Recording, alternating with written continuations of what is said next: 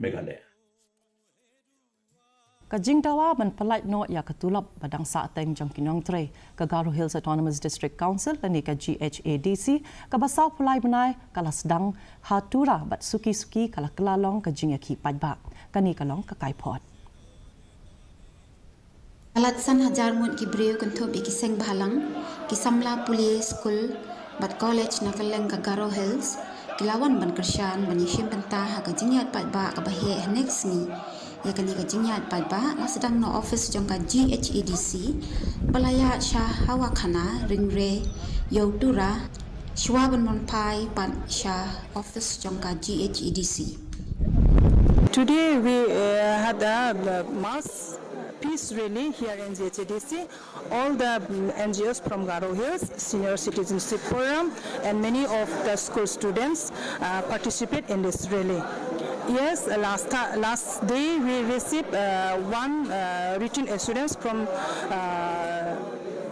CEM office, but we are not happy with the written assurance, and we are continuing our agitation till the government release our 44 months pending salary.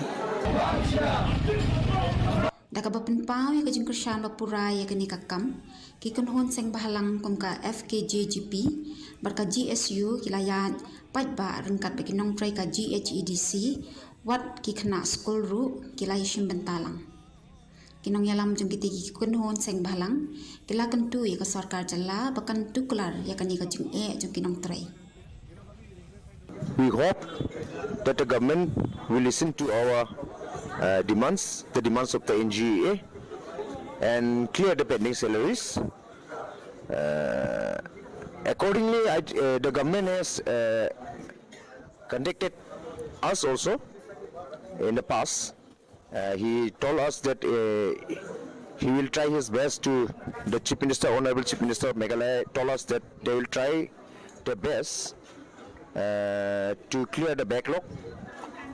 However, there is one condition that he is saying that the state government will be paying the salaries of the GHADC, which is unacceptable to us, and thus we raised our objections, and the Honorable CM told us that a committee will be set up.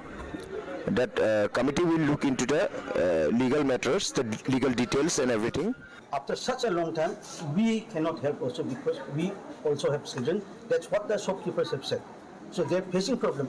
I myself as a GSU president, I face problems when some children of the employees of the district council, they come asking money, requesting money for their school admission.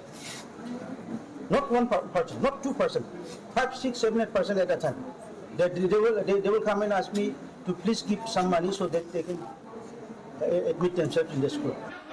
Hakawi perkaliang unong yalam kaliang persya ubalong ru menteri rangba barem ke jela u Dr. Mukul Sangma ulapan pa ya kajing perkhat jong ke sarkar jela syapang ki kamram jongka banyada yaki Autonomous District Council ulakan tho baha kajaka ban ai kilat kilinti baskem banyada yaki council ke sarkar kala thumu penjak burom yaki kamram jongka kaba lapin artati ni kajing yadai jongki ADC. If they are saying that from the 1st of November, they are going to do this, that is a conclusive decision. I am wondering as to with whom have they discussed this issue. Have they quietly discussed with other ADCs? No. They have not discussed with ADCs. Then are they not infringing upon the autonomy of the ADCs? Which is contrary to the actual mandate of the Constitution. It is quite ironic. Now, government saying that, okay, your employees are your employees, your autonomous bodies, so I have nothing to do with it. But then at the same time, they say that, okay, for the employees, I will give the salary directly, without you knowing. Kasarkar jela kaladan ha kajing e, watla kalasdang kendiam kilat men penbet ya kani kajing e. Kum kajing pelan si bentai ka Tulop ya ka bala kan tat bet na Nongtrei. Menteri Berem badai kami yaki kampo